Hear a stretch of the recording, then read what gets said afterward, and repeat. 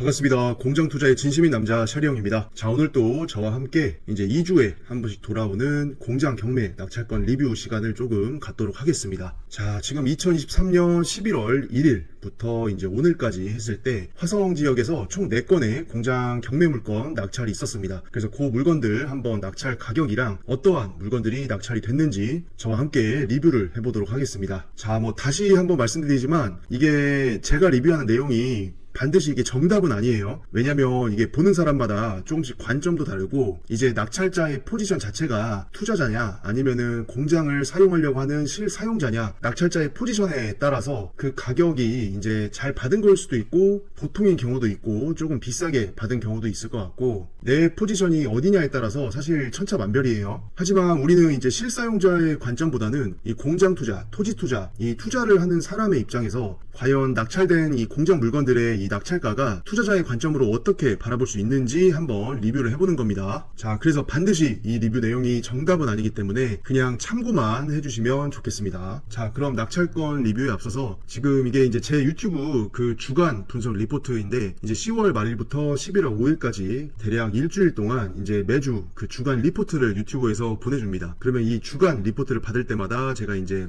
몇 개 지난주에 영상을 올렸고 또 어떠한 반응들이 있었고 이런 것들을 이제 요약해서 좀 확인을 해보는 거예요. 그래서 지난주에는 제가 동영상 2개를 올렸습니다. 그래서 시청자분들과 함께 리뷰를 해봤었고, 제가 올린 공장 경매 물건 분석에 대해서 이제 좋아요 수가 259개, 그래서 260개 정도가 이제 좋아요 수가 있었습니다. 그래서 많은 분들께서 제 영상을 시청을 해주시고 또 많이 도움도 좀 받으시고 참고가 되셔가지고 공장 물건, 토지 물건 이런 물건들에 대해서 투자자로서 합리적인 가치 판단을 잘 하셔가지고 항상 좋은 결과가 있으시기를 제가 또 기도를 드리고 있습니다. 자, 그리고 67건의 공유가 있었어요. 이 공유는 누가 어디로 이렇게 보냈는지까지는 당연히 나오지는 않고 단순하게 이제 제가 올린 영상이 몇 번 공유가 됐는지를 집계를 해주는 겁니다. 그래서 67개의 공유가 있었다라는 거는 그래도 제가 생각할 때 나름대로 이제 제가 분석한 공장 경매 물건에 대한 어떤 리뷰들이 도움이 조금이라도 되시니까 좀 여기저기 이제 공유를 많이 해주신 것 같아요. 그래서 되게 감사하게 생각을 하고 있고, 이게 항상 제가 하는 리뷰가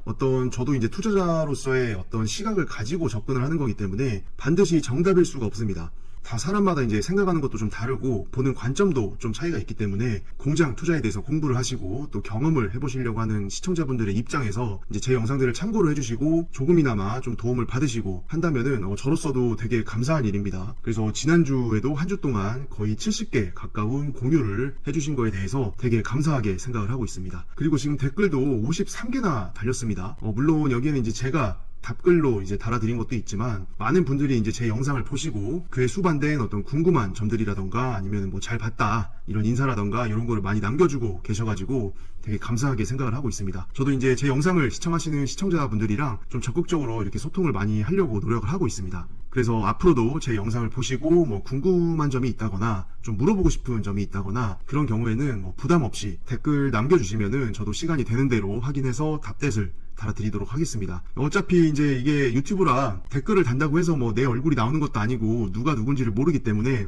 이런 내용 댓글로 좀 물어봐도 괜찮을까? 쪽팔리지 않을까? 이런 생각 하지 마시고 편하게 남겨주시면은 저도 확인하는 대로 답글을 좀 달아드리도록 하겠습니다. 자, 오늘은 이렇게 보이시는 대로 화성 지역에서 낙찰됐던 공장 물건 총 4건에 대해서 가볍게 리뷰를 한번 해보도록 하겠고, 지금 11월 1일부터 해서 7일, 9일, 그리고 10일 이렇게 최근 2주 동안 총 4건의 낙찰이 있었습니다.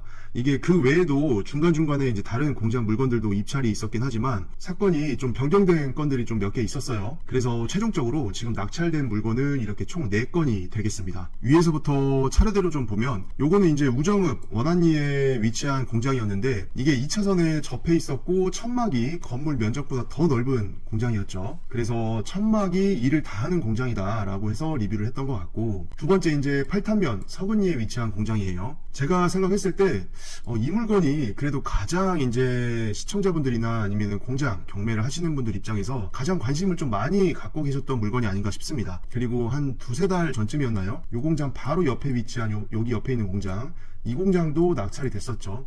그래서 어떻게 보면 이제 몇 개월 전에 이 바로 옆에 붙어있는 공장이 낙찰이 됐기 때문에 이 공장에 대한 낙찰가를 상당히 참고를 해서 아마 본 물건에 들어오셨을 것 같습니다. 자, 그리고 세 번째는 장안면 사랑리에 있는 공장이죠. 요거는 제가 이제 그때 리뷰할 때 그 봉황새가 공장을 품고 있다, 뭐 요런 이제 공장으로 소개를 했었고, 제 기억으로는 이 공장의 감정가 자체가 상당히 이제 저렴하게 감정도 책정이 됐었고, 이번 회차에서의 최저가 자체도 상당히 저렴한 평당가를 갖고 있었던 물건으로 지금 기억이 됩니다. 자, 그래서 디테일한 내용은 이따가 잠시 후에 보시기로 하고, 요 마지막 공장은 요 화성시 안녕동에 위치한 공장인데, 이 물건에 대해서는 제가 따로 영상을 찍지는 않았습니다. 왜냐면은 이 물건의 히스토리 자체가 지금 사건 번호가 벌써 2020이죠. 2020 타경으로 시작을 하기 때문에 상당히 뭐 나왔다가 들어갔다가 낙찰됐다가 들어갔다가 이런 걸 되게 반복을 했었던 공장이기도 하고, 이 공장 이따가 리뷰하면서 보겠지만 단점이 좀 많아요. 그래서 장점은 화성시 안녕동에 위치해 있다, 도시지역에 완전히 근접해 있기 때문에 입지적으로 봤을 때는 상당히 좋다. 하지만 이 물건 자체가 가지고 있는 단점들, 이런 것들이 있어서 이 물건을 굳이 저는 따로 유튜브 영상을 찍지는 않았습니다. 하지만 어쨌거나 이번 회차에서 이제 5억 900만원으로 낙찰이 됐기 때문에 우리가 함께 한번 리뷰해보면서 이 물건에 대해서도 간단하게 한번 분석을 해보면서 공부할 수 있는 시간을 좀 갖도록 하겠습니다. 저도 지금 사실 이 낙찰건들 리뷰 영상을 찍기 전에 이 뭐 9억 1000, 뭐 8억 1500, 21억,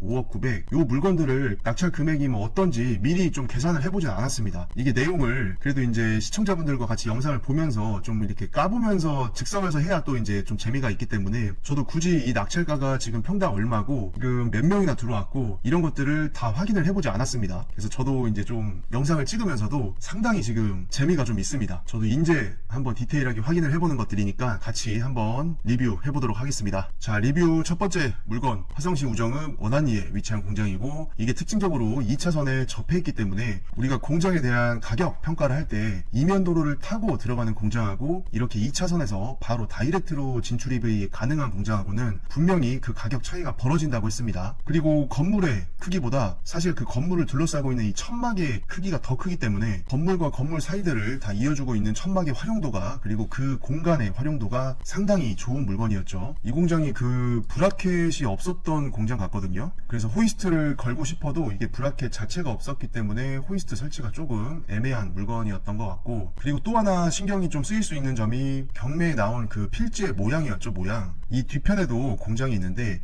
여기 2차선에서 요렇게 들어갈 때 지금 경매 물건은 요 필지 경계가 요렇게 나온 거예요. 하지만 지금 현재는 여기를 다 진출입로 마당으로 쓰고 있기 때문에 이 뒤로 들어가는 이 마당 공간, 여기를 막아버릴 가능성도 있다고 했죠. 왜냐면 소유자가 다르기 때문에. 그래서 그로 인해서 이제 진출입에 불편을 겪게 될 수도 있을 것 같다 라는 그런 내용이 기억이 납니다. 자, 어쨌거나 낙찰 받으신 분은 이쪽 필지를 사용하고 있는 이 주인분과 잘 협의를 하셔가지고 지금 이 부분 있죠. 이 부분을 좀 원활하게 서로가 불편 없이 잘 쓸 수 있도록 좀 잘 협의를 해서 사용을 하면 좋을 것 같습니다. 자, 잠깐 지도를 보시면은 아까 말씀드린 대로 이쪽 공장 뒷동으로 들어가는 요 통로, 여기가 지금 현재는 마당처럼 같이 쓰고 있는데 여기가 이제 경계가 이렇게 되어 있기 때문에 이 부분에 대한 다툼이 조금 있을 수도 있습니다. 자, 그리고 지도를 조금 넓게 보면 요 원안리 자체가 지금 제일 가까운 IC가 여기 평택시흥고속도로의 조암 IC예요. 조암 IC에서 뭐 차로 한 15분 정도면은 충분히 올 수는 있지만, 제가 항상 이제 누누이 얘기하는 게 요 평택시흥고속도로 서편 이런 지역들은 사실 이제 경기의 상황이나 제조업의 업황 이런 거에 따라서 그 공장 창고를 찾는 그 수요가 등락이 되게 심합니다. 그래서 경기가 좋고 제조업이 호황이고 공장 창고가 이제 상급지에서 모자랄 때는 평택시흥고속도로를 넘어서 이렇게 서편까지 다 공장 창고 로 찾아가지고 수요자들이 이제 내려오는데, 반대로 경기가 좀 안 좋고 제조업의 업황이 안 좋고 할 때는 이 수요가 또 이 지역 먼저 또 수요가 먼저 빠집니다. 그렇기 때문에 우리가 이제 실사용자라고 하면은 뭐 좀 덜하겠지만 투자자라고 했을 때는 이런 부분에 이제 공장 창고에 투자를 할 때는 그런 환경적인 영향 때문에 장단점이 있기 때문에 조금 주의를 해서 투자를 해야 된다고 제가 말씀을 드렸었습니다. 어쨌거나 이제 낙찰가 기준으로 했을 때 평당 가격이 얼마에 낙찰이 됐는지 확인을 한번 해보겠습니다. 12억에 낙찰이 됐어요. 그리고 지금 토지 면적이 514평, 지금 평당 230만원 정도에 낙찰이 됐고, 이 가격이라고 하면은 제 느낌에는 이게 공장들이 밀집해 있고 도시와 가깝고 투자자든 실사용자든 선호하는 그런 공장의 입지들이 있었죠. 화성의 이제 동쪽 북쪽 지역, 거기에서는 원안리 자체가 조금 많이 멀리 떨어져 있습니다. 그렇지만 이제 차로 한 15분 정도의 조암 IC를 들어갈 수가 있고, 이제 이 물건이 2차선에서 바로 진출입이 가능한 공장이기 때문에 평당 233만원의 낙찰 낙찰을 받았다라고 하면은 뭐 사실 그렇게 나쁜 가격은 아닌 것 같습니다. 만약에 요즘같이 금리가 조금 높고 제조업의 업황이나 이런 경기 상황이 좀 잘 받쳐주지 않는 이런 시점에서 만약에 200 중반 200 후반 이런 가격에 받았다라고 하면은 제가 생각할 때는 많이 비싸게 받은 거예요. 하지만 230만원 200만원 초반에 2차선에 접한 공장을 이렇게 받았다라고 하면은 제가 생각할 때 비싸게 받은 가격은 아닙니다. 근데 여기 보니까 이제 차순위 금액이 10억이에요 그래서 낙찰자 분께서 2억 정도를 떡을 사드신 것 같은데 뭐 어쩔 수 없습니다. 이게 이제 부동산 경매 뭐 어떻게 보면 이제 현실이기 때문에 이 물건에 들어올 사람들이 얼마를 적을지 뭐 알 수 없잖아요. 그러니까 이제 내가 가용할 수 있는 최대 입찰 가격으로 이제 들어오는 건데 이제 막상 다 까보니까 5명 중에 1등해서 낙찰받긴 했지만 이제 2억 원 정도를 떡값으로 조금 사드신 거는 마음이 조금 쓰릴 수는 있습니다. 아무래도 사람인지라. 근데 항상 말씀드리지만 차순위 금액은 그렇게 뭐 신경 쓰실 필요 없습니다. 어차피 내가 떡을 사 먹은 거는 사 먹은 거고 어쨌거나 12억 원을 주고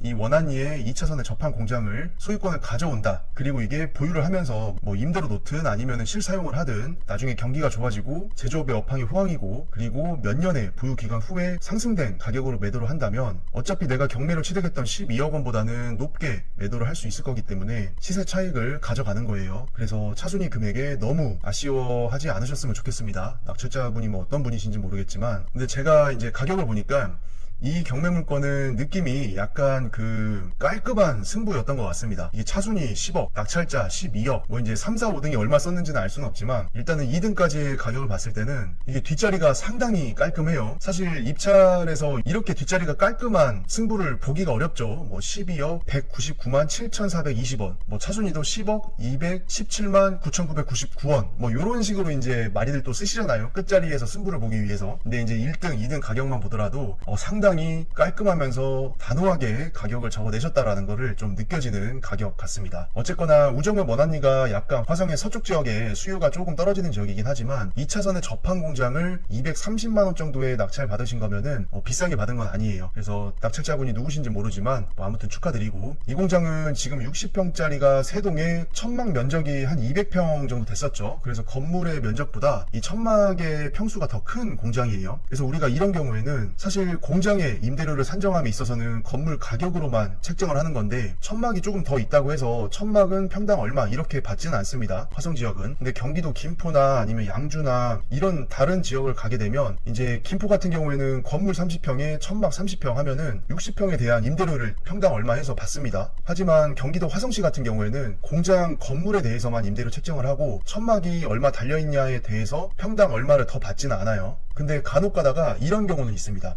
이게 건물도 있지만 천막이 견고하고 좀 천막 면적이 넓은 경우에는 임대인이 예를 들어서 임대 조건을 건물 뭐 100평에 천막이 100평이 있으면은 이게 원래 평당 2만원 임대로 하면은 건물만 100평이니까 200만원을 받아야 되잖아요. 근데 천막의 면적이 워낙 크니까 이제 천막에 대해서 조금 뭐 한 30만원 50만원 정도를 더 붙여서 받겠다라는 조건으로 임대 시장에 이제 물건을 내놓을 수도 있겠죠. 그러면 이게 결론적으로는 뭐 천막 값을 명시적으로 평당 얼마 뭐 이렇게 받겠다라는 건 아니지만 천막의 역할이 조금 좋은 공장이니까 토탈로 해가지고 건물이랑 천막 뭐 있는 거 조금 그냥 감안해서 뭐 임대료를 건물 평수 보다는 조금 더 받는다. 근데 임차인도 딱 보니까 천막이 좀 상당히 유용할 것 같아. 그러면은 그러면 그렇게 합시다 해가지고 이제 건물 플러스 천막 해가지고 건물만 있을 때보다 조금 더 받는 경우는 덜어 있습니다. 왜냐면 뭐 임차인도 천막 활용도를 보고 이 정도면은 그냥 뭐 천막 없는 생짜 공장 들어가는 것보단 낫겠다 해가지고 뭐 얼마 더 주고 이제 들어갈 수가 있잖아요. 그래서 그런 경우에는 이제 결론적으로 봤을 때 천막 값을 조금 쳐줬다라고 볼 수도 있지만 일반적으로 화성시 같은 경우에는 천막은 별도의 비용을 받지 않습니다. 근데 제 생각에는 이 공장 같은 경우에는 2차선에 접해 있기도 하고 이게 본 건물 3동보다 천막의 면적이 넓기 때문에 이게 본 건물 180평 곱하기 평당 임대료 플러스 천막 사용하는데 뭐 다만 얼마라도 조금 더 붙여서 임대를 놔도 나갈 것 같기는 해요. 워낙 천막이 잘 쳐져 있으니까. 그래서 결론적으로 천막 임대료에 대해서 무 자르듯이 건물 얼마 천막 얼마 해가지고 임대료를 받는다기보다는 건물을 임대를 놓지만 천막의 활용도가 워낙 좋으니까 천막이 하나도 없었을 때보다는 다만 몇십만 원이라도 조금 붙여서 임대를 놓는 것도 괜찮을 것 같고 그렇게 되면은 이제 건물은 총 180평이지만 천막에 대한 거를 조금 부가적으로 산정을 하다 보면 수익률이 조금 올라갈 수가 있죠. 근데 만약에 이게 낙찰 금액이 12억이 아니라 이게 차순위 금액 한 10억 정도 썼을 때 평당 가격을 또 이제 한번 보면은 514평 평당 지금 195만원이에요. 그러니까 만약에 낙찰 가격이 차순위 금액인 한 10억 정도였다라고 하면은 지금 평당 200만원이 안 되는 가격으로 2차선에 접한 공장을 가져가시는 거기 때문에 차순위 금액이 만약에 낙찰가였다고 하면은 제가 생각할 때 이 가격은 안전마진이 상당한 가격입니다. 근데 어쨌거나 낙찰가가 12억 원이기 때문에 평당 230만원대로 이 공장을 낙찰 받으신 것도 제가 생각했을 때는 나쁜 가격이 절대 아니에요. 그래서 잘 받으셨습니다. 그래서 축하드리고 이제 다음 물건 한번 보겠습니다. 자, 이 물건은 팔탄면 서근리에 위치한 공장이고, 이때 영상에서도 말씀드렸지만 여기 물건지 자체의 입지가 워낙 좋습니다. 공장까지 들어오는 도로의 폭도 괜찮고 마당의 넓이도 상당히 괜찮았죠. 그리고 이제 이게 건물이 100평이어서 나름 임대 매매가 잘 되는 평수이기도 하고, 나중에 이제 옆에 공장이랑 뭐 경계를 따라서 펜스를 칠지 안 칠지는 뭐 모르겠지만 어쨌거나 현 상태를 보게 되면 상당히 마당의 활용도가 넓은 공장이에요. 그리고 지은 지 얼마 안 됐기 때문에 조금만 깨끗하게 청소하고 에폭시만 바닥에 새로 딱 해버려도 진짜 새것 같은 공장의 느낌이 물씬 날 물건입니다. 근데 이 물건은 단점으로는 이제 건물 뒤편으로 번면이 한 50평 60평 정도가 들어가 있었죠. 그리고 이제 옹벽 높이가 한 4m 정도는 됐기 때문에 이 건물 뒤에 죽어있는 그 땅을 활용하기가 상당히 쉽진 않았습니다. 그리고 이 물건이 건폐율이 30%가 채 안 되기 때문에 건폐율도 일반적인 시세 물건 기준에서는 조금 낮은 편에 속했죠. 그리고 이제 건물 자체가 북향이고 하루 종일 이제 해가 건물 뒤편이나 옆면까지는 잘 들지가 않기 때문에 건물 옆쪽이랑 뒤에 습기나 이끼 같은 게 되게 많아가지고 좀 음의 기운이 강한 공장이긴 했습니다. 근데 어찌됐든 지금 9명이 들어왔습니다. 9명이 들어왔고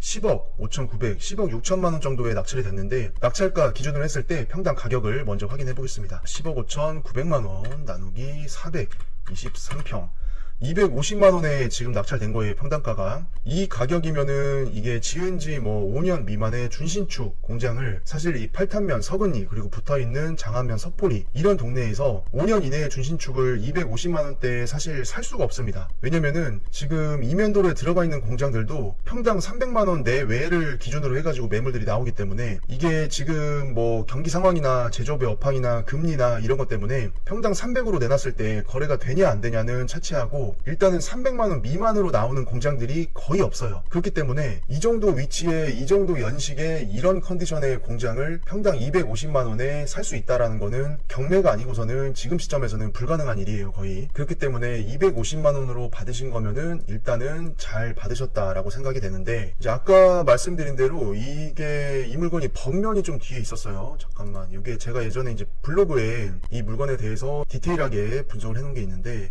번면이 얼마였는지 다시 한번 확인을 해보겠습니다. 이 번면이 상당히 좀 면적이 있었습니다. 대략적으로 한 55평 정도가 지금 보시는 것처럼 이렇게 번면으로 들어가 있어요. 이렇게. 자, 그럼 이 땅은 쓸 수가 없는 땅이라고 그랬죠. 그래서 만약에 이게 55평이니까 지금 토지 면적이 423평인데 423평에서 번면을 빼주게 되면 실제로 우리가 이제 평지라고 생각되는 활용 가능한 땅이 약 370평이에요. 그러면 10억 5,900만원을 370평으로 나누게 되면은 평당가가 286만원입니다. 그래서 우리가 여기서 이제 생각을 조금 해봐야 되는 게, 이거는 사람마다 조금 다를 수는 있어요. 왜냐면은 이게 경기가 좋고 매도자 우위 시장이고 거래가 활발하고 공장의 가격이나 토지의 가격이 이렇게 좀 급등하는 시기에는 사실 번면이고 자시고를 깊이 이렇게 좀 협의할 그런 여유가 없습니다. 왜냐면은 입지가 좋고 위치가 좋은 것들은 번면이 껴있더라도 매수자의 심리가 이제 쫓기기 때문에 이 번면을 조금 감안하고 그냥 매매를 하는 경우도 있습니다. 근데 반대로 이제 매수자 우위 시장이고 요즘같이 금리나 경기 상황이나 제조업의 업황 이런 것들 때문에 이제 공장 물건이 정말 좋은 A급 그리고 가격도 적당한 가격 이런 물건들만 거래가 되는 시점에서는 우리가 이제 이런 물건 같이 번면이 거의 60평 가까이 껴있는 경우에는 이거 번면 때문에 쓰지도 못하는 땅인데 이것까지 다 평당 곱하기 얼마 해가지고 이 가격이 맞냐, 이 가격에 못 사겠다, 좀 깎아달라, 이렇게 이제 매도자한테 요구하는 경우도 많습니다. 그리고 말 그대로 매수자 우위 시장이기 때문에 이게 쫓기는 거는 이게 빨리 매도를 해서 뭔가 자금을 활용을 해야 될 매도자일 수도 있어요. 그래서 이거는 시기나 시장의 상황에 따라서 이 번면을 반영을 할 거냐 아니면 번면을 완전히 빼고 가치를 볼 거냐, 이거는 사람마다 그리고 경기 상황, 매도자 우위냐 매수자 우위냐 이런 시장 상황에 따라서 조금씩 변동은 있을 수 있는데, 우리는 어쨌거나 이제 포지션이 투자자이기 때문에 최대한 내 안전 마진을 확보하면서 물건을 매입하고 보유하는 게 좀 더 낫겠죠. 그래서 번면을 완전히 빼고 활용이 가능한 370평의 부지를 놓고 이 낙찰가를 봤을 때는 평당 286만원인 거예요. 그러면은 이제 이 지역 시세에서 살짝 좀 저렴한 저렴하게 산 거다라고 볼 수도 있습니다. 근데 또 어떤 분들은 이렇게 얘기를 하세요. 지금 전체 토지 면적 424평에서 낙찰가로 평당가를 보면은 250만 원인 거죠. 그리고 만약에 이 번면 55평을 반영한 실제 활용이 가능한 토지 면적 370평을 기준으로 했을 때는 지금 낙찰가가 286만 원이 평당가예요. 자, 그럼 번면을 완전히 빼냐 아니면은 번면 포함해서 평당가를 보느냐, 이거에 따라서 지금 갭이 한 36만 원 정도가 차이가 납니다. 그리고 여기서 또 이제 우리가 공장에 대한 가치 판단을 할 때 이런 사람들도 있습니다. 이게 번면이 55평이긴 하지만 어쨌거나 번면도 내가 공장을 매매를 할 때 내 소유로 가져오는 땅이란 말이에요. 그래서 이게 완전한 공장 평당가가 뭐 300, 그 지역이 300이면 300만 원을 다 못 주겠고 그냥 맹지값 정도만 쳐주겠다라는 분들도 있습니다. 그러면 맹지 가격 예를 들어서 평당 뭐 100만 원이라고 치고 55평이면은 5,500만 원이잖아요. 그래서 이런 식으로 생각을 해가지고 뭐 번면을 뺀 면적은 주변 시세 평당가 곱해서 이제 가액을 치고 번면으로 활용이 불가능한 땅은 주변 맹지값 정도 쳐가지고 한 5,500 붙여가지고 이 공장에 대한 가격 평가를 하시는 분도 있어요. 그래서 이게 정리를 해보면은 어떤 분들은 이제 내가 쓰지도 못하는 번면이긴 하지만 어쨌거나 다 토지 면적에 들어가는 평수니까 그냥 낙찰가 10억 6천 나누기 총 평수 해가지고 250만 원의 평당가 낙찰을 받았다라고 보시는 분도 있고, 아니면 번면 55평 정도를 빼고 내가 실제 공장을 소유하면서 활용이 가능한 토지의 면적 370평 정도를 의미 있는 평수로 봐서 10억 6천을 370평으로 나누면은 286만 원의 평당가로 낙찰을 받았다 라고 볼 수도 있고, 아니면은 어쨌거나 번면도 내가 소유권을 가져오는 거긴 하니까 그냥 쓰지는 못하는 땅이니까 그냥 맹지값 정도 쳐가지고 뭐 100만원 아니면 뭐 70만원 80만원 이런 식으로 다만 얼마라도 쳐가지고 붙이는 게 맞다, 요렇게 이제 나뉩니다. 근데 이게 아까 말씀드렸지만 재밌는 게 이게 정해진 게 없어요. 그렇기 때문에 만약에 매도자가 급한 상황이라고 하면은 매수자가 나타났는데 야 이거 번면이 좀 껴가지고 나 번면은 솔직히 쓰지도 못한 땅이니까 그냥 이거 빼고 평지 활용이 가능한 평수만 곱하기 평당가 해가지고 이 가격이면 사겠다 했을 때 매도자가 돈이 급하면 그렇게라도 또 매도를 하는 경우도 있습니다. 그리고 반대로 매도자가 급하지 않을 때는 야 무슨 소리야, 번면도 엄연히 소유권을 이전받는 네 땅으로 들어가는 건데 어쨌거나 번면까지 포함해가지고 이 공장은 평당 얼마니까 이 가격에 사 아니면은 그냥 가, 이렇게 하는 경우에는 만약에 매수자가 이 공장에 반드시 들어가야 되고 이 지역에서 공장을 찾아야 되는데 다른 물건이 마땅한 게 없어요. 그런 경우에는 아유 그래 그냥 번면도 못 쓰는 땅이긴 한데 난 지금 빨리 이거 그냥 공장 사가지고 사업 시작해가지고 사업 수익 빨리 벌어야 되니까 그냥 이렇게라도 사고 들어갑시다 해가지고 또 거래가 되는 경우도 있습니다. 그렇기 때문에 이게 매수자, 매도자의 어떤 상황, 급박함, 서로의 입장 차이, 누가 더 느긋한가, 여유가 있는가, 이런 거에 따라서 이 번면이라는 가격이 완전히 공장의 평당가를 받을 수도 있고 반절만 받을 수도 있고 못 받을 수도 있고 이런 식으로 여러 가지 케이스가 있습니다. 근데 어쨌거나 제 생각에는 우리는 투자자의 입장이기 때문에 조금이라도 리스크를 줄이고 조금이라도 싸게 매입을 하는 게 중요하단 말이에요. 그럼 저 같으면은 이 번면 평수를 조금 저는 제외를 하고 볼 것 같습니다. 어쨌거나 우리가 부동산 경매를 하는 목적 중에 하나는 이 시세보다 저렴하게 부동산을 취득하는 거지 않습니까? 그렇게 따진다라고 하면은 번면을 저는 제외를 하고 입찰가를 산정을 할 것 같고, 나중에 매도를 할 때는 시장의 상황이 좋고 매도자 우위 시장이고 내가 반드시 빨리 팔아야 되는 급박하지 않은 상황에서 물건을 내놓고 이 위치에 이런 공장의 스펙이 필요하신 분이 나타났을 때 협상을 내가 좀 더 느긋한 입장에서 해가지고 매수자가 이 공장을 뒤에 번면이 거의 60평이 껴있는데 이거 가격 좀만 좀 빼달라, 디스카운트를 좀 해달라 라고 했을 때 내가 이제 급하지 않기 때문에 뭐 물론 매수자분 말씀도 일리는 있는 말씀인데 이게 공장을 사고 팔 때는 어쨌거나 번면도 다 소유권을 가져가는 부분이기 때문에 토탈 423평 해가지고 평당 얼마 해가지고 이 공장은 얼마입니다. 그래서 이 가격에 매수하시려면 하시고 아니면은 조금 협의가 어렵다, 이렇게 이제 포지셔닝을 할 수도 있잖아요. 그렇게 해서 만약에 공장을 매도를 한다고 하면은 내가 매입을 했을 때는 번면을 반영해서 평당가를 최대한 저렴하게 매입을 했었고 매도를 할 때는 번면을 포함해서 번면이 아닌 부분의 평당가로 쳐서 매도를 하기 때문에 싸게 사고 잘 파는 거죠. 이게 뭐 이렇게 판다고 해서 우리가 속된 말로 뭐 양아치다 뭐 이렇게 볼 게 아니라 항상 이 부동산 거래라는 거는 심리적인 요소가 거의 뭐 반절 이상입니다. 제가 생각했을 때는. 그래서 파는 사람은 느긋하고 여유가 있고 사는 사람은 이걸 꼭 사고 싶고 빨리 사고 싶고 반드시 여기서 사야 되고, 이런 느긋하고 여유로움의 차이를 이용을 해서 최대한의 시세 차익을 확보를 하는 거죠. 이게 뭐 다시 한번 말씀드리지만 뭐 이런 식으로 거래를 하고 생각을 한다고 해서 이게 뭐 속된 말로 양아치다, 도둑놈심보다 이렇게 볼 수가 없습니다. 왜냐면 우리가 어쨌거나 살고 있는 사회는 자본주의 사회이기 때문에 이게 싸게 사서 좋은 가격에 사서 비싸게 파는 것도 어떻게 보면 투자고 능력이에요. 그렇기 때문에 만약에 제가 이 물건에 입찰을 했다라고 하면은 뭐 이 물건을 낙찰을 반드시 받을 수 있냐 없냐를 떠나서 저는 번면 55평을 빼고 본부지가 370평이다. 이 평수 기준을 가지고 입찰가 산정을 했을 것 같습니다. 뭐 다시 한번 말씀드리지만 제가 정답은 아니에요. 다 생각이 다르기 때문에. 자, 그럼 여기서 차순위 금액으로 했을 때 평당가가 얼마인지 한번 볼게요. 자, 10억 1730만원 나누기 423평. 요 423평은 번면 다 포함한 겁니다. 일단은 이렇게 했을 때 240만원이에요.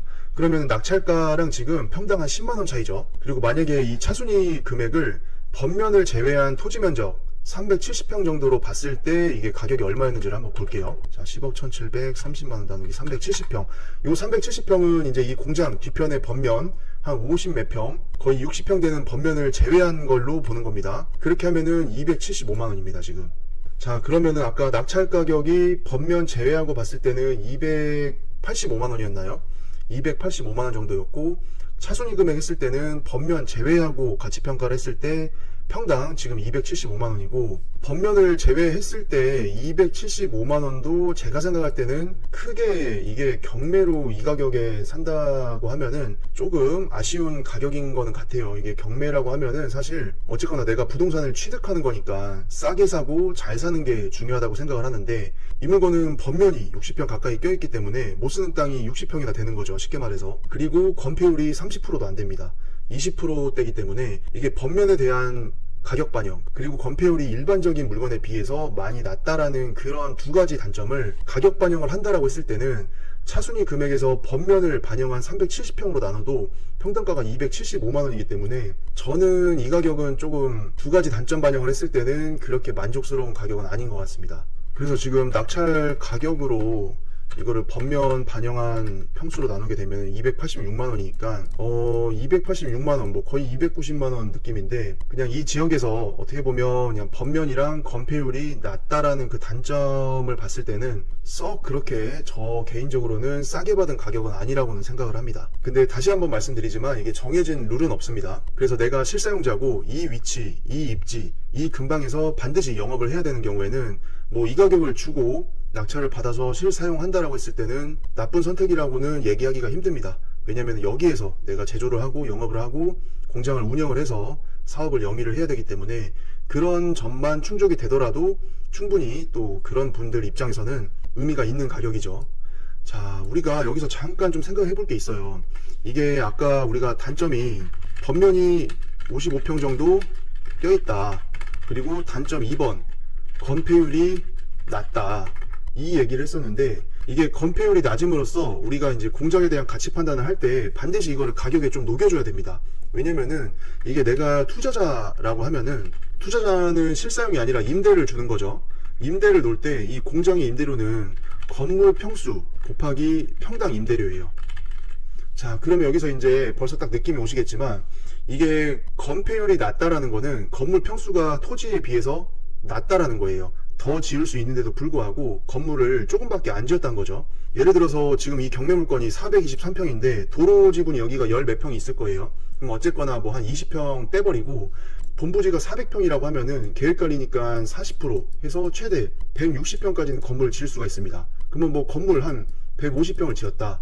그러면은 자, 건물이 150평인 거하고 건물이 이렇게 110평인 거하고는 평당 임대료에서 벌써 차이가 많이 나요.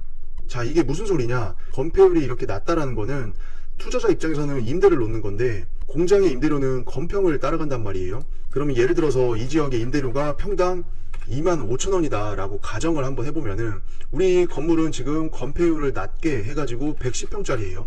근데 만약에 건폐율을 40%까지 안 채우고 한 150평만 지었다라고 했을 때는 평당 25,000 해보면은 375만원이에요. 한 달에 받을 수 있는 임대료가. 그럼 아까 지금 40평 차이가 나니까 벌써 임대료가 100만원 차이가 나거든요. 건폐율을 높게 지은 거하고 지금 이 경매 물건같이 건폐율을 낮게 지은 거하고는 임대료가 지금 벌써 몇십만원에서 돈배까지는 차이가 나요. 그럼 이게 이제 1년 동안 해보면은 이게 결국에는 이게 수익률에 많은 영향을 끼칩니다. 이게 건폐율을 낮게 해가지고 지금 물건처럼 110평을 뽑았냐 아니면은 150평짜리를 뽑았냐에 따라서 이 건물 평수를 임대료가 따라가기 때문에 지금 월에 100만원까지도 차이가 벌어집니다. 그러면 이게 연 임대 수익으로 했을 때는 투자자 입장에서는 건물이 그리고 건폐율이 낮은 게 좋겠습니까? 높은 게 좋겠습니까? 똑같은 공장을 사더라도 어차피 공장의 매매 가격은 대지 평수 곱하기 평당가이기 때문에 변동이 없어요. 근데 건폐율이 높으면 건물 평수가 꽉 차 있으면은 내가 가져갈 수 있는 평당 임대료가 높아지는 거고, 건폐율이 낮은 경우에는 건물 면적이 작기 때문에 임대료도 줄어드는 겁니다. 그래서 만약에 제가 이 물건에 들어가려고 이거를 입찰가를 산정을 한다라고 하면은 저는 이제 번면이 뒤에 이제 60평 가까이 껴있는 점, 그리고 건폐율이 일반적인 계획관리 공장에 비해서 많이 낮다라는 점, 이 두 가지 단점을 반드시 가격에 좀 녹여줄 것 같아요. 근데 어쨌거나 지금 낙찰 가격 10억 5,900만원 나누기 423평 이렇게 보면은 외형상 보기에는 250만원에 낙찰을 받은 거니까 지금 이 팔탄면 서건리, 그 다음에 붙어있는 더구리, 그 다음에 그 옆에 장안면 석포리, 요런 지역을 봤을 때 이 정도 연식의 컨디션에 이 정도 마당 활용성의 110평짜리 공장을 평당 250만원에 산다? 지금 이렇게 살 수 있는 물건이 없습니다. 매물 자체가 이것보다 훨씬 뭐 한 50만원, 60만원은 비싸게 이런 컨디션의 공장들이 나오기 때문에 평당가 250만원에 살 수 없다라는 거는 맞아요. 그래서 그렇게 생각을 해보면은 이 평당 가격이 의미가 있는 거고, 만약에 번면을 반영을 하고 그리고 건폐율이 낮다라는 점, 이런 단점들을 반영을 해보면은 이게 외형은 평당 250만원이 낙찰가지만 실제로는 10억 5,900만원 요 낙찰 금액에서 번면 55평을 빼면 아까 370평이었죠. 그러면 평당가가 286만원이에요. 근데 요거는 지금 370평으로 나눈 거니까 이 번면이 있다는 단점만 반영을 한 겁니다. 그리고 번면의 가치를 빵으로 놓고 본 거예요. 그래서 최대한 보수적으로 한번 계산을 해본 거죠. 그리고 이 286만원의 평당가에는 건폐율이 낮다라는 게 또 반영이 안 돼 있습니다. 그러면은 건폐율이 낮다라는 점까지 만약에 여기다 입히게 되면은 이게 실질적인 제가 생각하는 낙찰가는 뭐 거의 한 300만원 가까이 받은 거예요. 그럼 이 주변에 팔탄면 서근이나 아니면은 덕울이나 장안면 석폴이나 요 세 개가 다 이제 하나의 밀집 단지를 이루고 있거든요. 그러면 이 동네에서 지금 지은 지 5년 안 된 신축급 공장이 평당 300만원 이상의 가격에 나오기 때문에 살짝 과하게 얘기하면 이게 시세로 나온 매물들과 이 평당가 실질적으로 봤을 때는 거의 300만원에 가까운 이 낙찰 평당가가 거의 비슷한 꼴인 거죠. 그렇게 되면은 결론적으로는 이 10억 6천만원 정도에 받기는 했지만 외형상 250만원의 평당가이긴 하지만 못쓰는 땅이 60평이 껴있는 점, 건폐율을 20%대로 써가지고 110평만 건물을 뽑았기 때문에 적어도 30평에서 40평 정도는 더 뽑을 수 있는 건물인데 받을 수 있는 임대료가 몇십만원이 줄어들어 버리는 거죠. 그래서 그런 점들까지 반영을 해가지고 생각을 해보면은 저는 이 1등 10억 5,900만원이 잘 받은 가격이라고는 조금 생각하기는 어려울 것 같습니다. 근데 어쨌거나 사람마다 공장을 가치평가하는 기준이 조금 다를 수는 있어요. 근데 저는 가급적이면 조금 매입하거나 입찰할 때나 이럴 때는 차라리 낙찰을 못 받을지언정 보수적으로 조금 평가를 하기 때문에 제가 보는 관점에서는 이 10억 6천이라는 낙찰 가격이 그렇게 좋은 가격은 아니다 라는 생각이 드는 물건입니다. 그나마 차순위 금액 쓰신 분이 10억 한 2천 정도 쓴 거니까 낙찰 금액보다 한 4천만원 정도 적게 썼어요. 그래서 만약에 차순위 금액인 10억 한 2천 정도가 만약에 낙찰이었다라고 하면은 어쨌거나 한 돈 4천만원 정도는 안전마진으로 더 확보를 하고 낙찰을 받는 거였기 때문에 그나마 차순위 금액이면은 10억 6천의 낙찰가보다는 조금 낮기는 합니다. 안전마진 4천만원을 먹고 시작하는 거니까. 자, 그래서 어쨌거나 이 낙찰 가격 10억 6천만원 받아가지고 주변에 이제 뭐 실사용이면은 본인이 쓰시면 되겠지만 만약에 임대를 놓는다라고 했을 때는 이제 이 지역을 잘 아시는 부동산에 가보면 10억 6천에 받았다라고 하면은 어떤 분들은 조금 비싸게 받았다라고 얘기할 수도 있고 어떤 분들은 그럭저럭 그냥 뭐 시세보다는 뭐 조금 뭐 저기 조금 싸게 받았구나 뭐 이렇게 말씀하시는 사장님들도 있을 것 같아요. 근데 이게 재밌는 게 부동산 사장님들마저도 이 번면이나 건폐율이 낮은 점이나 이런 것들을 가격에 이제 반영을 해서 생각하시는 분이 있고 그렇지 않으신 분들도 있어요. 그렇기 때문에 어쨌거나 뭐 누군가는 비싸다라고 얘기를 하고 누군가는 잘 받았다라고 얘기를 하겠지만 만약에 이제 비싸게 받아왔다라는 그런 얘기를 듣더라도 어차피 내가 받은 거기 때문에 너무 낙담은 하지 마셨으면 좋겠고 투자자라고 하면은 임대 세팅 잘 해가지고 이제 금리도 좀 떨어지고 제조업의 업황도 좋아지고 경기도 좋아질 때 이 매도자 우위 시장을 만났을 때 그 흐름을 타고 엑시트 하신다고 하면은 또 예상했던 것보다 잘 팔 수도 있을 겁니다. 그래서 너무 만약에 이게 낙찰자분이 뭐 제 영상을 보실지 안 보실지는 모르겠지만 보신다고 해도 저는 이제 워낙 입찰을 하는 입장이라고 생각했을 때 저는 이제 상당히 보수적으로 물건을 깐깐하게 보기 때문에 못 쓰는 땅의 면적을 조금 고려를 하고 임대료가 건폐율 30% 넘은 물건보다 상대적으로 좀 덜 나온다라는 그런 단점들이 있기 때문에 그런 걸 깐깐하게 생각을 해서 보니까 이제 그런 거지, 그런 거를 깊이 고려 안 하고 또 이 물건을 다시 사갈 사람도 분명히 있습니다, 세상에는. 그래서 앞서서 말씀드린 어떤 이런 분석법들이 다 개개인마다 차이가 있는 거기 때문에 제가 생각하는 가치 판단이 꼭 맞는 건 아니에요. 2등이랑 떡값도 지금 한 4천만원 떡 사먹고 번면도 껴있고 건폐율도 낮기 때문에 건폐율을 더 높이 채운 공장에 비해서는 임대료가 덜 나온다 라는 단점을 너무 또 이제 마음에 담아두지 않으셨으면 좋겠습니다. 어쨌거나 중요한 거는 내가 갖고 싶은 부동산을 내가 돈 얼마를 써가지고 가져갔다, 내 물건이 됐다, 내 거가 됐다, 이렇게 이제 생각을 하시고 적당히 보유하시다가 나중에 공장의 가격들이 또 이제 상승을 했을 때 시기와 어떤 그런 환경들을 잘 만나서 잘 매도를 하시면은 분명히 또 수익이 나는 물건이기 때문에 어쨌거나 여기 최고가로 받으신 요 신땡땡분 낙찰을 축하드립니다. 자, 다음 물건을 한번 보겠습니다. 이 물건은 화성시 장안면 사랑리에 위치한 물건이었죠. 제가 영상에서는 이 봉황새가 품고 있는 뭐 공장이라고 이렇게 표현을 했는데, 이게 이제 산 밑에 가장 안쪽에 위치해 있으면서 지대도 좀 높기 때문에 이제 뒤에는 이 산이 봉황의 날개를 펼친 것처럼 조금 이렇게 보호해주는 그런 느낌으로 아늑하게 자리 잡아 있는 공장이었죠. 자, 일단은 입찰 가격 기준으로 했을 때 평당가를 먼저 확인해 보겠습니다. 자, 23억 4,900만원 나누기 대지평수 1553평. 자, 이렇게 보면은 지금 평당 150만원에 낙찰을 받으셨어요. 자, 평당가 150에 받은 거면은 제가 생각할 때는 상당히 싸게 받은 겁니다. 이 물건은 지금. 이 물건이 총 공장동 3개에 그 다음에 사무동 3층짜리가 하나 있었죠. 근데 어쨌거나 총 4개의 이제 공장 건물이 있는 건데, 이제 앞서서 지어진 2개는 연식은 조금 있고 나머지 2개는 이제 연식이 오래되진 않았지만 어쨌거나 요 1500평 가량 되는 면적의 건물동이 4개가 껴있는 이런 건물이 있는 공장을 평당 지금 150에 받았다라는 거는 엄청 저렴하게 잡은 거예요.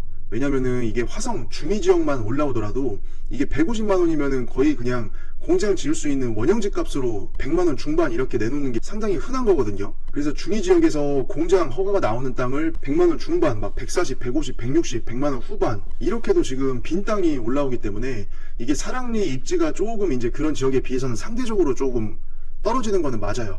근데 그렇다고 하더라도 지금 이 정도 입지에 공장 건물 다 이렇게 온전하게 앉아 있는데 평당 150만원에 지금 낙찰을 받은 거면은 이거는 엄청 싸게 잡은 겁니다. 그래서 일단은 여기 매수인 해가지고 요 낙찰자분 성함이 나와 있는데 땡땡무역 이분 되게 축하드립니다. 되게 축하드리고, 지금 이 물건이 전체 평수가 1553평 정도 되는데 제 기억에는 이 물건이 도로 지분이 10%가 좀 넘었어요. 근데 15%까지는 안 되는 물건이었기 때문에 도로 지분율도 나쁘지 않아요.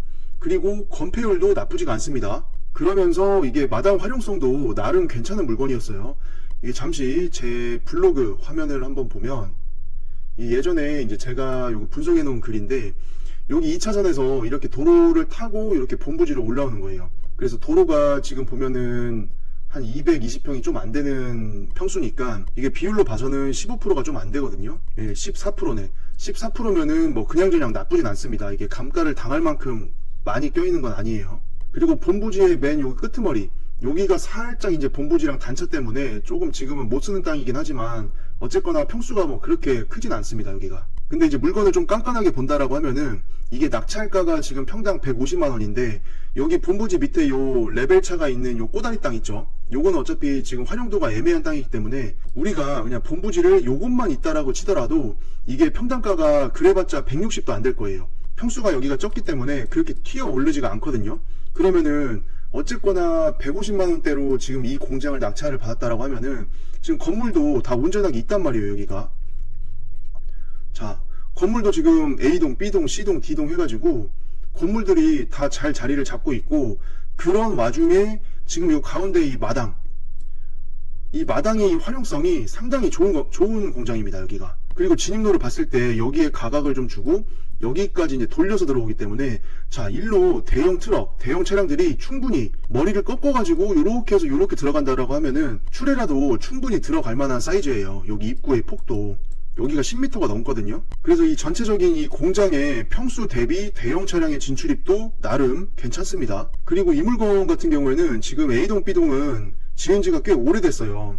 오래됐기 때문에 요거를 리모델링을 좀 해주고 마당에 아스콘도 좀 깔고 이러면은 이 공장 자체가 상당히 예쁘게 변합니다. 이게 지금은 약간 뭐가 덕지덕지 붙어있고 좀 낡아 보이고 막 되게 후줄근하게 보여도 이게 막상 리모델링 해가지고 마당 아스콘만 딱 칠하고 건물 리모델링 살짝 하고 이러면은 상당히 새것 같은 공장 느낌이 나거든요. 그러면 이렇게 해가지고 리모델링으로 가치를 더한 다음에 내가 받은 가격과 리모델링 비용을 합산한 금액에 내 마진을 얹어가지고 매도를 충분히 할 수 있어요. 자, 그렇게 한다라고 하면은 상당히 또 이 물건의 가치가 올라가죠. 그래서 뭐 그냥 이대로 쓰시거나 아니면은 뭐 리모델링 하셔가지고 뭐 되파시거나 아니면은 투자자여가지고 임대를 준다거나 어쨌거나 지금 워낙 낙찰받은 그 금액 평당 가격이 150만 원이면은 워낙 이거를 싸게 잡은 거기 때문에 사실 뭐 속된 말로 뭘 해도 수익이 나는 공장일 수밖에 없어요. 그냥 이렇게 하고 저렇게 하고 뭐 5만 잡다한 걸 다 갖다가 해도 나중에 팔 때는 무조건 시세 차익을 받아갈 수 있는 낙찰 가격으로 지금 낙찰 자체를 받으신 거예요. 그래서 진짜 낙찰자분 축하드리고 잘 받으셨습니다. 대신 이제 제가 생각할 때 이 물건의 유일한 단점은 뭐냐? 입지예요, 입지. 장안면 사랑리에 있다. 그래서 사랑리에 위치한 게 조금 단점이긴 하지만 어쨌거나 경기 상황, 뭐 제조업의 업황, 금리의 상황 이런 게 조금만 좋아지더라도 분명히 이 장안면 사랑리에서 공장을 운영을 하고 들어와서 쓰셔야 되는 분들도 존재를 해요. 분명히 수요자는 언제나 있기 때문에 충분히 제가 생각할 때는 잘 파실 수 있을 것 같습니다. 왜냐면은 지금 낙찰받은 평당가 자체가 워낙 싸요. 그래서 뭐 실사용자 분이시던 아니면은 이거를 그대로 매도를 하시던 리모델링을 해가지고 가치를 높여가지고 매도를 하시던 이걸 낙찰받은 가격 자체가 지금 워낙 경쟁력 있게 받으셨기 때문에 그냥 뭘 해도 수익이 날 수밖에 없을 공장 가격인 것 같습니다. 자, 아무튼 뭐 다시 한번 축하드립니다. 예, 잘 받으셨습니다. 제가 생각할 때는 잘 받으셨어요. 자, 차순위는 평당가가 얼마인지 한번 볼까요? 22억 5,500만원 나누기 1153평. 자, 이분도 145만원이네. 그러면 뭐 145만원이나 150만, 아까 151만원이었나요? 뭐 6만원, 5만원 차이면은 크게 차이 없습니다. 예, 151만원에 받으셨어도 낙찰자분 충분히 경쟁력 있게 받으신 가격이기 때문에 다시 또 한번 축하드리고, 너무 축하만 하네. 뭐 아무튼 잘 받으셨어요. 150만원이면. 자, 이제 오늘 리뷰의 마지막 물건, 화성시 안녕동에 위치한 공장입니다. 자, 이게 히스토리를 보니까 21년 6월부터 지금 나와가지고 7월, 8월, 9월 쭉 가다가 여기에서 메가커가 결정 취소가 한번 납니다. 지금 11억에 낙찰을 받았다가 메가커가 결정이 취소가 됐었어요. 그리고 21년 11월 거의 뭐 한 1년 이상을 지금 지나서 다시 나왔죠. 그렇게 하다가 당연히 유찰이 되고 그 후에 한 1년 3, 4개월 지나서 23년 3월에 올해 3월에 다시 나옵니다. 그렇게 하다가 또 유찰이 되고 뭐 또 다시 또 유찰이 또 한 번 되고 올해 9월 1일 날 5억 1천만원 정도로 이제 또 시작을 했다가 7억 2,300만원에 한번 낙찰이 됐었습니다. 그리고 이때 차순위 금액이 6억 5천이에요. 자, 그러면은 약 한 7,200만원 정도 떡을 사드셨다가 이게 이제 미납이 돼가지고 다시 나오게 됐습니다. 그래서 11월 10일 날 5억 900만원으로 다시 시작을 했다가 지금 6억 7,777원으로 지금 낙찰이 됐는데, 자, 우리가 처음 봤던 물건 어땠어요? 1등이랑 2등이랑 12억, 10억 깔끔하게 그냥 끝자리 이런 거 지저분하지 않게 깔끔한 승부를 했잖아요. 근데 요거는 지금 원 단위 승부를 했습니다. 원 단위. 그래서 지금 거의 677777 뭐 이런 식으로 해가지고 77원까지 맞춰가지고 쓰셨기 때문에 행운의 에너지를 많이 담으셨어요. 지금 럭키 세븐을 몇 개야 지금? 6, 7, 8개를 쓰셨습니다. 지금 럭키 세븐 8개. 자, 근데 뭐 그 덕분이었는지 지금 차순위가 6억 7,210만원입니다. 이분은 그나마 좀 양호하죠. 10만원이니까. 그때 5개는 그래도 0으로 깔끔하게 맞추셨습니다. 자, 근데 이게 잠깐 얘기가 다른 데로 새면 이 77원, 뭐 777원 이게 진짜 이런 100원 단위, 10원 단위로 승부가 갈릴 때도 있어요. 저희가 이제 물건들을 보다 보면 이게 작년이었나요? 2022년도인가? 그때 이제 평택에 그 1층짜리 김치 공장이 경매로 나온 적이 있었습니다. 근데 거기에서 이제 낙찰자랑 2등한 차순위 금액이랑 100원 차이였거든요. 이게 뭐 10만원, 100만원 차이로 떨어진 게 아니라 1등이랑 2등이랑 100원 차이로 떨어졌었어요. 그래서 우리가 이제 1, 2등이랑 100원 차이로 이게 운명이 뒤바뀌는 걸 보고 나면 이게 진짜 럭키 세븐을 뭐 이렇게 쏠 수밖에 없습니다. 아, 근데 이 끝자리 7원 이런 거 되게 오랜만에 봅니다. 근데 뭐 아무튼 이 물건에 지금 3명이 들어왔고 뭐 6억 7,777 뭐 아무튼 뭐 6억 한 7,800만 원이라고 하죠. 뭐 아무튼 6억 7천 한 800만 원 정도로 지금 낙찰을 받으셨습니다. 요거는 저도 지금 물건을 디테일하게 안 봐가지고 지금 보면은 공장 용지 임야 1평 그래서 총 420평 정도고 지금 건물이 90평짜리 30평짜리 이렇게 두 개가 있는 것 같고 제시의 건물 창고가 한 20평 정도 있네요. 그리고 지금 토지 3번이 아까 임야 1평짜리였죠. 요게 현황은 도로다. 임차인은 보증금이 500만원인데 대항력이 있고 이 사람도 1,500에 그래서 한 보증금이 한 2,000 정도는 지금 뭐 대항력이 있는 걸로 나오네요 지금. 자, 등기부는 2020년 1월 달에 지금 태창 INC가 이렇게 매매를 해가지고 들어온 거죠. 이렇게 들어왔고 유치권 신고가 있었는데 결과적으로 이제 채권자 측에서 소송을 해가지고 유치권이 없다, 부존재한다라는 소송에서 승소 확정 판결을 받았습니다. 자, 이 물건은 단점이 뭐냐면 요 경매정보지의 요 필지 요 사진을 한번 잠깐 보게 되면 요 맨 밑에 분홍색 필지가 이제 요 경매 물건인데 요거는 이제 사실 그 저기로 봐야 돼요. 자, 지금 요 지적도로 보게 되면 요렇게 두 개 필지가 지금 본 경매 물건의 공장 용지로 지금 나와 있는 건데 자, 건물이 여기 위쪽에 한 귀퉁이에 붙어 있고 요 밑에가 지금 다 산입니다. 자, 그럼 뭐 대략적으로 이게 건물이 있는 부분을 빼고 이게 사람이 쓸 수 있는 땅 이 활용 가능한 면적이 상당히 적다라는 걸 알 수 있죠. 지금 여기 산으로 표시된 부분이 거의 700제곱이에요. 700제곱. 그러면은 대략 한 200평 넘는 면적이 실제로는 공장 용지지만 다 활용이 불가능한 토지입니다. 그러니까 이 땅이 다 공장 용지긴 하지만 이게 느낌은 거의 뭐 한 반절 가까이 지금 못 쓰는 땅 같죠? 근데 공장의 이 매매 가격은 우리가 보통 공장의 토지 면적 곱하기 평당 시세잖아요. 그러면 이런 못 쓰는 땅의 면적까지 포함해가지고 단순히 평당 얼마로 곱해버리게 되면은 이 진정한 가격 가치 판단을 완전히 틀리게 하는 거예요. 이거는 지금 법면 구간이 상당하죠, 지금. 아까 이게 몇 평이었죠? 지금 보면은 418평 뭐 임야 도로로 쓰고 있는 거 빼면은 417평인데 자, 그러면 417평 중에 210평 정도가 못 쓰는 땅이었죠. 그럼 실제 지금 우리 경매 물건이 쓰고 있는 땅의 면적은 207평입니다. 207평. 자, 그러면 이거 지금 낙찰 가격이 6억 7,800만원 나누기 아까 418평 요대로 나누게 되면 지금 160만원에 받은 거예요. 그러면 화성시에서는 사실 공장의 평당가가 가장 높은 지역이 이 화성시 안녕동인데 이 안녕동에 있는 공장을 평당 지금 160에 받았다라고 보면은 말도 안 되는 가격에 받은 것 같은데 그렇게 평가하는 게 말이 안 되는 거죠. 왜냐면 이 물건은 지금 뭐 418평 중에 아까 번면이 212평이니까 거의 반절입니다. 반절이 번면이니까 요 207평을 가지고 낙찰가를 한번 봐야 돼요. 6억 7,800만원 나누기 200 아까 몇 평이었죠? 207평? 그럼 320만원, 330만원에 받은 거예요.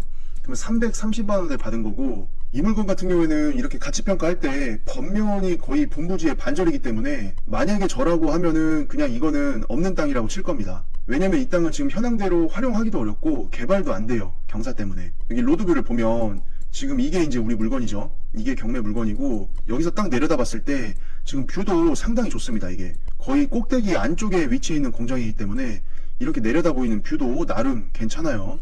근데 이렇게 반대편을 보게 되면 자, 여기 산 보이시나요? 여기 산 여기 눈에 보이는 요런 면들 있죠. 요런 면들 요 산이 지금 다 공장 용지에 들어가 있는 겁니다. 근데 지금 경사나 높이를 봐서는 개발하기가 힘들기 때문에 그냥 천상 이 공장은 요 상태 그대로 그냥 쓸 수밖에 없어요. 그러면은 이 땅이 본부지는 420평 가까이 되는 공장 용지지만 지금 200평 이상이 이렇게 산으로 들어가 있기 때문에 실제로 내가 활용 가능한 면적은 바닥이 200평밖에 안 되는 거죠. 그리고 상당히 요 위치 자체가 상당히 언덕 끄트머리에 있기 때문에 큰 도로로 나가려면은 이런 식으로 그냥 거의 그냥 뭐 내리막길. 자, 여기도 보면은 이게 보강토 쌓인 게 이 보강토 하나하나가 점점 늘어나는 이 개수가 보이시죠? 이것만 보더라도 이 경사를 좀 알 수가 있어요, 우리가. 이야, 까마득하죠, 저 위에가. 이렇게 보니까. 네, 어쨌거나 이렇게 쭉 내려가다 보면 큰 도로를 만나게 되는 거고 반대로 얘기하면은 많이 올라와야 된다는 뜻이에요. 본부지까지.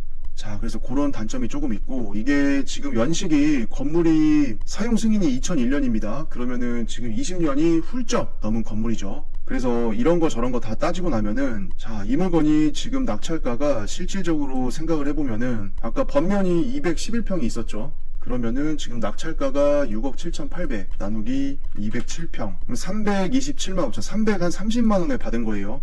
근데 건물 연식이 한 20년이 좀 넘었고 경사로를 쭉 타고 올라와서 거의 마지막에 위치한 산 꼭대기 밑에 있는 공장이다. 이런 점을 반영했을 때 330만 원이면은 저렴하게 이제 잡으신 것 같아요. 왜냐면 어쨌거나 이게 건물이 오래됐고 경사로에 위치해 있고 이제 번면이 껴있지만 건물 연식이나 경사로는 우리가 뭐 어떻게 할 수가 없잖아요. 대신 이 물건의 단점이었던 번면, 210평 정도의 번면, 이거를 그냥 아예 이 평수가 없는 물건이라고 생각을 하고 보는 거예요. 그러면은 200평이 조금 넘는 땅에 지금 건물 면적이 120평이잖아요. 그러면 200평이 조금 넘는 공장 부지에 120평짜리 건물이 연식은 오래됐지만 앉아있고, 이 물건이 경사는 있지만 어쨌거나 이 정도의 경사를 개의치 않는 사용자들은 분명히 있습니다. 그리고 가장 크게 생각을 해볼 점이 이 물건의 소재지, 이 소재지가 화성시 안녕동이에요. 그래서 지금 우리가 이 물건의 위치를 지도에서 보게 되면 우리 물건이 여기 가운데에 위치해 있는 거고, 이걸 좀 더 넓게 보면 지금 눈에 보이는 이런 것들 있죠. 지금 여기에 있는 것들이 다 대부분 공장입니다. 여기 이제 2차선이나 4차선에 접한 것들은 이제 식당들이 많이 있고, 조금만 안쪽으로 들어가면 여기가 지금 다 공장지대예요. 그리고 어쨌거나 이쪽 산에 가까이 붙어있는 공장들은 다 경사를 가지고 있을 수밖에 없습니다. 그러니까 어차피 우리 경매 물건만 경사가 있는 게 아니라 요 산으로 올라오는 요 중턱에 있는 애들은 다 어차피 경사가 있어요. 그러니까 다 그냥 비등비등한 조건인 거죠. 그래서 경사가 있음에도 불구하고 수요가 분명히 있기 때문에, 그리고 더군다나 지금 이 지역은 도시랑 엄청 가까운 지역입니다. 여기 안녕동의 공장지대 입지가 전반적으로 어떻게 되냐면, 여기 위에 바로 지금 봉당 1지구, 2지구가 위치해 있습니다. 그리고 또 이쪽에 기안동에도 아파트들이 많이 모여 있고, 그리고 여기 수원대학교가 위치해 있죠. 그리고 이쪽에 이제 태안 신도시라고 해가지고 여기 아파트랑 상가주택, 그 다음에 뭐 한옥 무슨 주택들 이런 게 들어오는 택지가 조성이 되어 있고, 지금 여기 병점 뒤편에도 아파트들이 많이 들어와 있죠. 그리고 여기 병점이 위치해 있고 여기 동탄이 위치해 있습니다. 그리고 여기 좀만 올라가면 그냥 여기 또 다 수원이에요, 수원. 자, 그리고 근처에 정남 IC, 남봉담 IC, 여기 봉담 IC, 부고산 IC, 안녕 IC 이렇게 해가지고 제2외곽 순환고속도로를 타기에도 좋고, 평택 화성 고속도로를 타기에도 좋고, 또 이 고속도로를 타고 의왕 과천으로 연결이 됩니다. 그래서 한마디로 우리 경매 물건이 위치해 있는 이 안녕동의 공장지대의 입지가 그냥 거의 도시라고 볼 수가 있기 때문에 이 안녕동 공장 창고에 대한 수요가 정말 막강합니다. 그래서 여기에서 이제 공장을 쓰게 되면 여러 가지 좋은 점들이 너무 많아요. 이게 주변에 도시, 인구가 많이 있기 때문에 직원을 채용하기에도 좋고 출퇴근하기에도 좋고, 이제 도시 지역과 붙어 있으면서 사업을 해야 되는 업종의 입장에서도 공장이 밀집되어 있는 조금 공장지대 좀 떨어진 데로 들어가는 게 아니라 도시에 완전히 붙어 있는 공장지대로 들어왔기 때문에 이제 사업을 좀 더 편하게 운영할 수 있는 장점이 있는 거고, 언제가 될지는 모르지만 이런 도시와 붙어 있는 공장지대 같은 경우에는 또 도시로 수용을 당하기가 쉽습니다. 계속해서 이제 도시가 확장을 해나가고 있기 때문에 이런 공장지대는 이제 수용을 당해가지고 보상금을 받고 이주를 해야 되는 경우가 많아요. 그래서 최근에 이제 병점역 쪽으로 해서 지금 수용 당해가지고 공장들이 보상금을 받고 이주를 하는 수요들이 이미 생겼고, 그리고 이런 반월동에 이런 공장들 있잖아요. 이런 안쪽에 이런 공장들도 지금 도시로 수용될 가능성이 매우 높습니다. 실제로 이런 동네들을 보게 되면 지금 현재는 여기가 초등학교지만 옛날에는 이런 공장이었어요.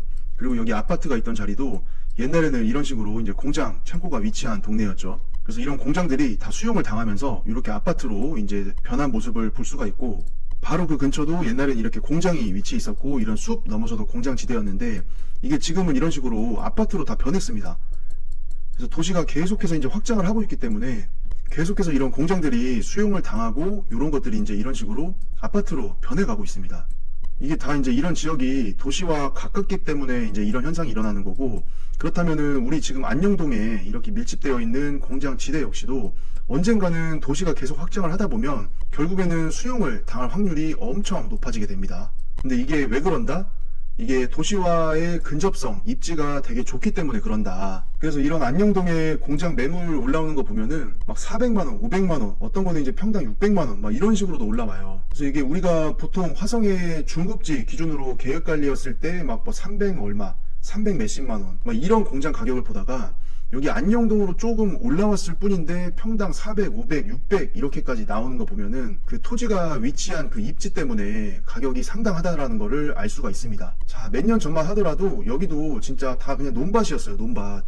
제가 이제 개인적으로는 20대 때 이 동네 근처에서 살았기 때문에 이 동네가 이제 어떻게 변해가는지를 눈으로 많이 봤죠. 그래서 이게 15년, 20년 전에 이쪽 동네 느낌이랑 지금 제가 가서 보는 이 현재의 느낌이랑 정말 많이 다릅니다. 근데 전국 어느 도시를 보더라도 진짜 화성시만큼 최근 10년, 20년 동안에 이렇게 급격하게 발전하고 커지고 도시가 확장되고 이런 도시를 찾기가 진짜 힘든 것 같아요. 그래서 이제 많은 사람들이 우스갯소리로 이제 화성을 뭐 기회의 땅이다 뭐 이렇게 이제 표현하기도 하는데, 근데 저도 생각해보니까 거의 이 동네에서 20년을 살았는데 거의 뭐 한 10년, 15년 전만 조금 공장 투자나 토지 투자에 조금 눈을 일찍 떴다라고 하면은 더 좋았을 뻔 했는데, 뭐 아무튼 이제라도 눈을 떠서 다행이긴 합니다.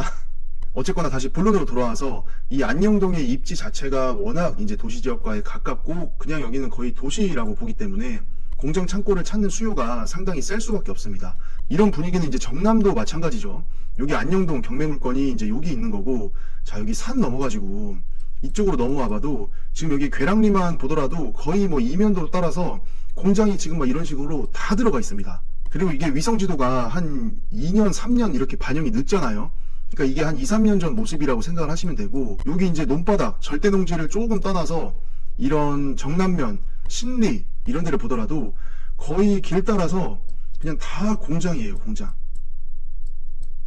이 지역도 지금 도시랑 근접성이 상당히 좋기 때문에 이런 식으로 공장이 계속해서 있는 도로를 따라서 확장이 되었던 거고, 자 이쪽으로 더 내려가 봐도 지금 산 빼고는, 논 빼고는 지금 다 공장이죠.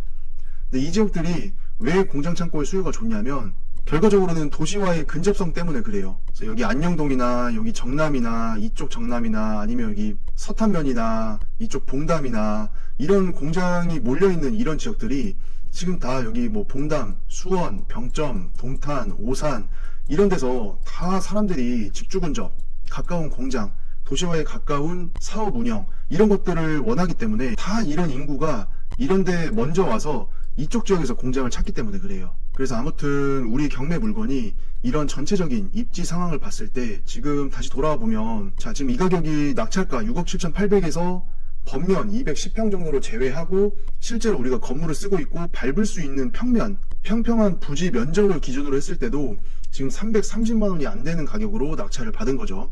그러면은 제가 생각했을 때는 이게 뭐 실사용자일 수도 있고 아닐 수도 있는데, 투자자라고 했을 때도 그냥 120평 되는 건물이니까 임대로 주고 몇 년만 갖고 있어도 도시가 확장이 돼서 수용이 되거나 아니면은 몇 년의 시간이 흐른다고 하면은 또 그때는 그때 나름대로의 도시 지역의 땅값이 있을 겁니다.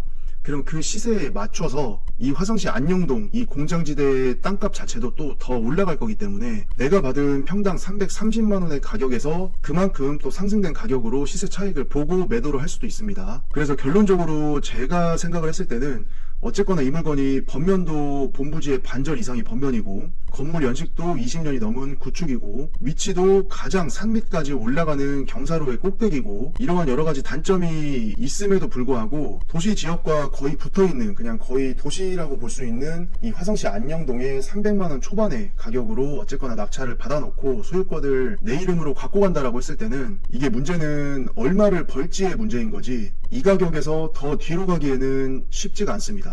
그래서 뭐 속된 말로 안 오르면 뭐 안 올랐지 뒤로 갈 입지는 아니기 때문에 300만원 초반으로 안녕동에 이런 구축공장 하나 갖고 그냥 보유를 하고 있다라는 거는 나중을 봤을 때는 나쁜 투자는 아닐 것 같아요. 그리고 이게 평당가가 지금 번면을 빼서 그렇지 이게 만약에 번면을 산정을 안 하고 그냥 고평수 그대로 보게 되면은 지금 160만원 정도의 이 공장을 매입을 한 거잖아요. 그럼 나중에 만약에 이 공장지대가 수용이 돼가지고 주거지역으로 바뀐다고 할 때는 여기 보이시는 이 418평 이 전체 면적을 수용당할 가능성이 높기 때문에 어떻게 보면 평당 그냥 한 160 주고 400평이 넘는 땅을 화성시 안녕동에 보유를 하고 있다. 그리고 향후에 도시지역의 지가가 상승을 했을 때 이 안녕동의 공장지대의 땅값도 올라가 줄 거기 때문에 그 시점에 가서 이제 엑시트를 한다고 봤을 때는 요 420평의 땅을 평당 160을 주고 그냥 매입을 해놓은 거나 마찬가지죠. 그러면 그렇게 했을 때는 나쁜 투자는 아닐 것 같습니다. 이게 내가 만약에 자금에 좀 여유가 있고 좀 마음의 여유가 있는 분이라고 하면은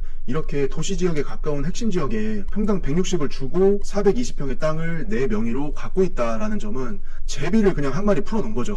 그러면 이 제비가 몇 년 후에 강남에 갔다가 박씨를 물고 와가지고 이제 내 공장에 딱 떨어뜨려 주고 내가 그 박을 딱 깨봤더니 대박이 들어있더라. 뭐 요렇게 생각할 수도 있잖아요.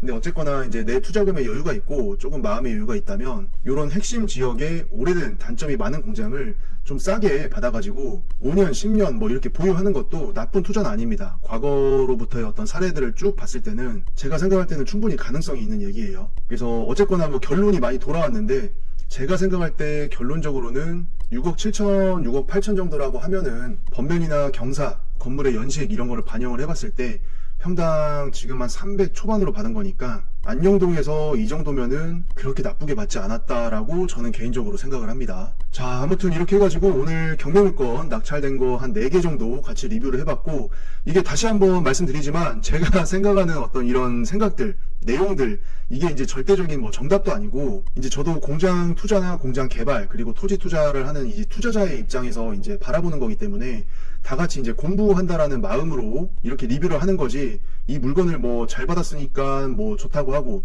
잘못 받았으니까 뭐 까고 이런 개념의 이런 리뷰가 아니에요. 그래서 오늘 저희가 같이 살펴본 이 물건에 대해서 리뷰를 같이 이제 이렇게 시청을 하면서 나는 이렇게 생각을 했었는데 셔리 형 이 사람은 또 이렇게 생각을 하는구나, 그냥 일종의 그냥 참고사항으로 그냥 보고 가시면 됩니다. 그러면 이제 어떤 분들은 아, 저 사람 틀렸네, 저건 좀 아니지 뭐 하실 수도 있고, 어떤 분들은 아, 저렇게 생각할 수도 있네, 내가 나중에 뭔가를 입찰할 때 요런 거를 한번 참고해서 한번 생각해봐야겠다, 이렇게 또 그냥 가져가시면 되는 거기 때문에, 혹시라도 이 영상을 뭐 낙찰 받으신 분이 보시거나 아니면은 그냥 다른 분들이 보시더라도 부동산을 공부하는 데 있어서 그냥 참고를 해서 본다, 그 정도 개념으로 같이 봐주시면 감사하겠습니다. 자, 오랜 시간 시청해주셔서 감사합니다.